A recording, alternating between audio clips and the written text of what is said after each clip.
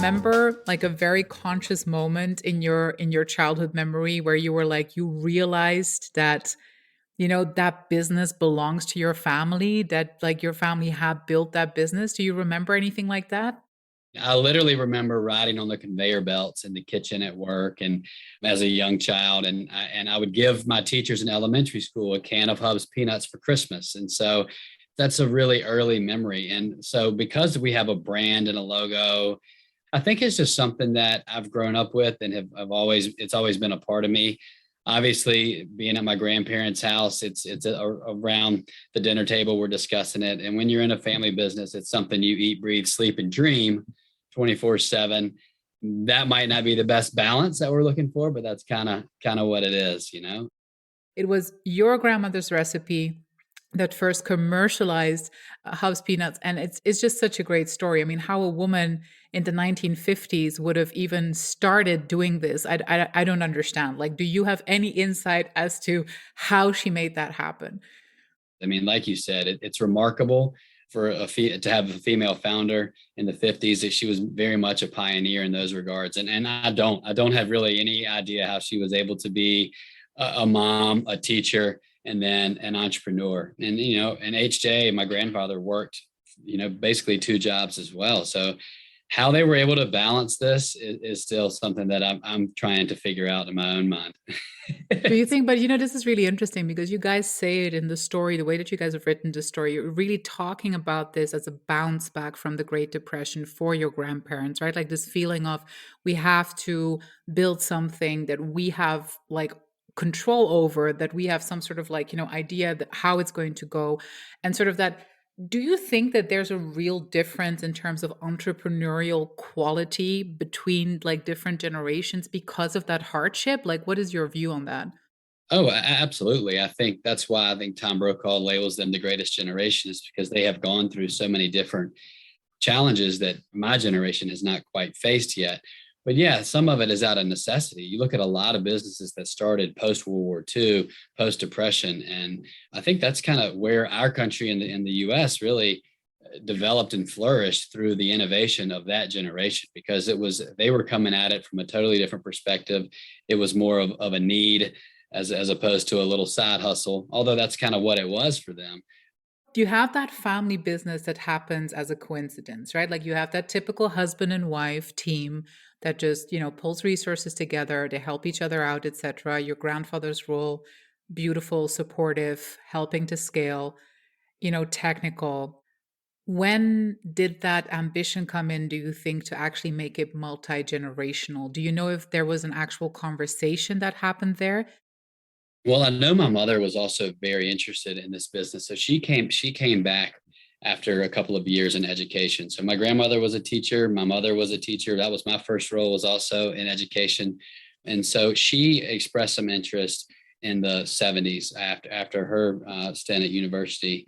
And so she was working at that point. My grandmother was taking more of a hands-off approach, and my grandfather was more involved in the day-to-day. So Lynn, my mother, worked really closely with him, and I think she saw the opportunity and ability to grow this as well. And I think and then throughout the 80s and 90s, there's a lot of technological advancements that changed with packaging, and how we could put just oxygen absorbers or so to keep things fresher, so we could build and scale for the holiday season. So Lynn really recognized that, and can be credited with all of the growth really from the mid 80s to the early 2000s. And then now we've been transitioning a little bit, and so that we have different kind of goals but similar strategies on where we think we can go. But I think, yeah, Lynn kind of came at it with, hey, I think I can do this. And then I think I had the same aspirations and goals, bringing some different components and elements to it.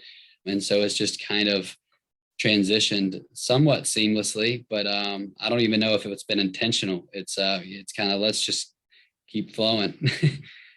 Did you grow up dreaming of being in charge of peanuts, or like what was it like for you? Like, I've always been interested in this business, but as my experiences evolved, I realized that business could be a vehicle for many of my aspirations as either an entrepreneur, an educator, or really even a social worker.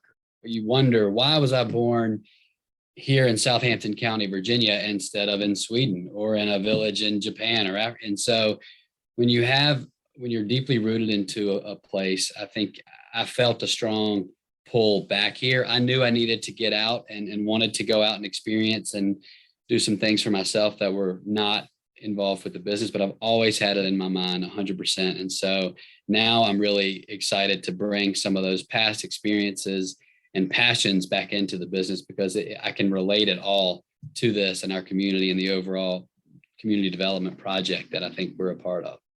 Were there ever times where you felt that there was also a certain amount of pressure, where you felt the responsibility of continuing this because the business means so much to the community as well? Like, did you feel pressure sometimes?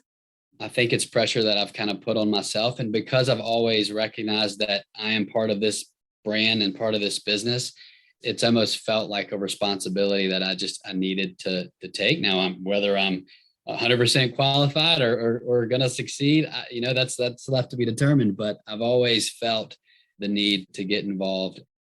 Talk to us a little bit more about, like, how you live culture, how you live your values, and how that benefits basically your stakeholders.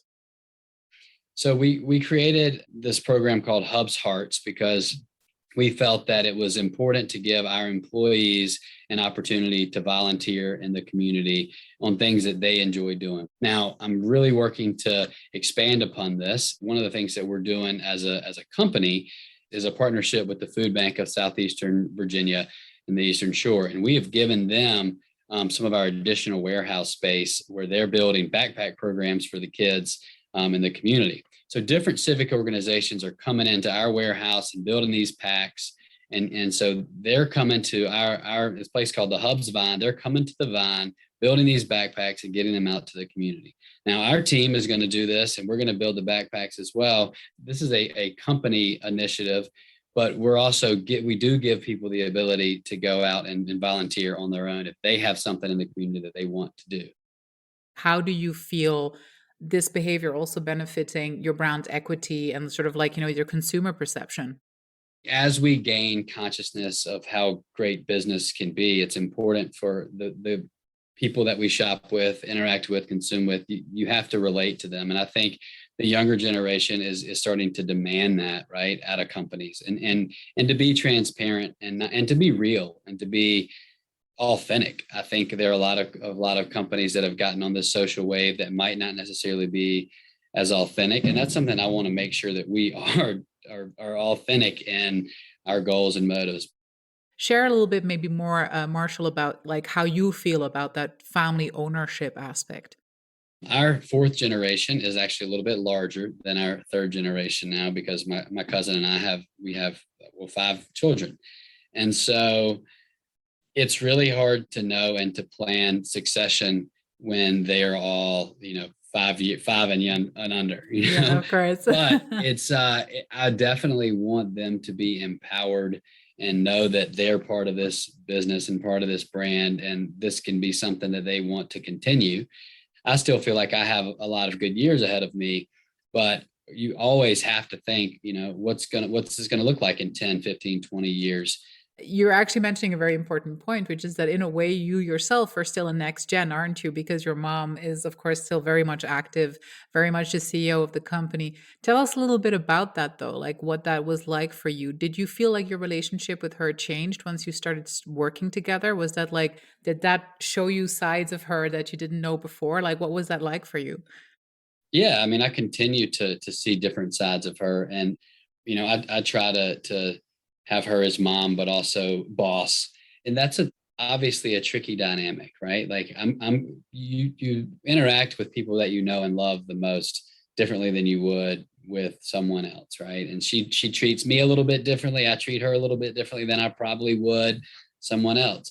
But I have tremendous respect for what she's been able to do, and it is a different balance of mother boss relationship, but I've learned a tremendous amount from her. So that whole advice about, like, you need to separate emotion from business and stuff like that, probably not entirely feasible, or what do you think? I don't understand. I don't know. All I know is our situation. I'm not sure how others are doing it. Maybe I need to continue to dive deeper into some of your guests and how they've been able to manage those relationships with their fathers or mothers. But it's been fun.